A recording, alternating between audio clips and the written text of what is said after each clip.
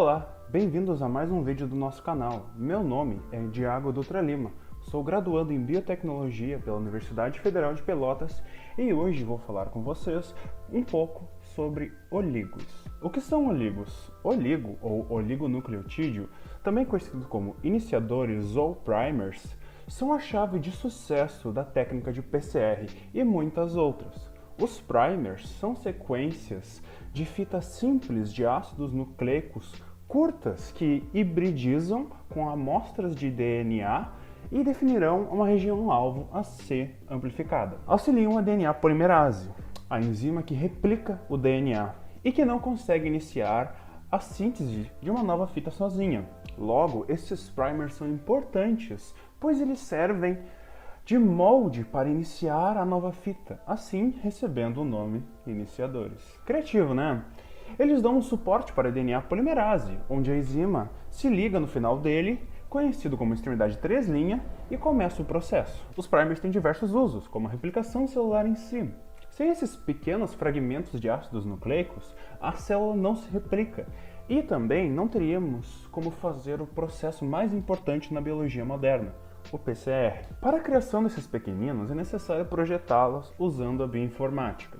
A criação destes é geralmente feita de forma sintética, ou enzimática, ou química, onde muitos detalhes, como a temperatura de anidamento, a quantidade de citosina e guanina, CG, a dimerização e a formação de grampos devem ser levadas em consideração. A criação dos oligos considera detalhes como a temperatura de anilamento e concentração de CG para as futuras reações. A temperatura de anilamento vai apontar a faixa de temperatura que o primer vai se ligar à fita de material genético para a qual ele foi desenhado, da maneira a se ligar especificamente, como uma faixa de DNA que se procura em uma reação de PCR.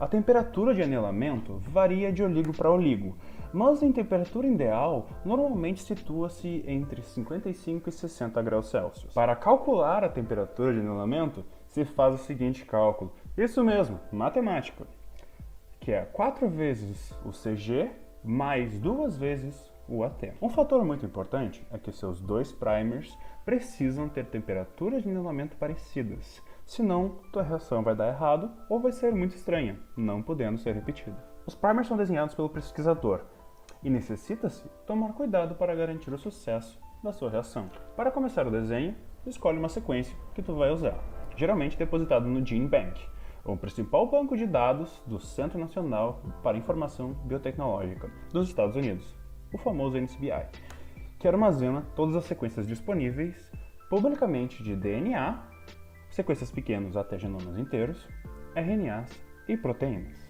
Também no NCBI, o banco de dados RefSeq reúne somente as sequências de referência, ou seja, as mais representativas sequência de um transcrito, editada e inspecionada por um curador. É frequentemente o melhor banco de dados para se evitar a redundância natural num universo com tantas informações. Precisa-se cuidar de todos os fatores falados antes. Por exemplo, a concentração de CG precisa estar entre 40% e 60%.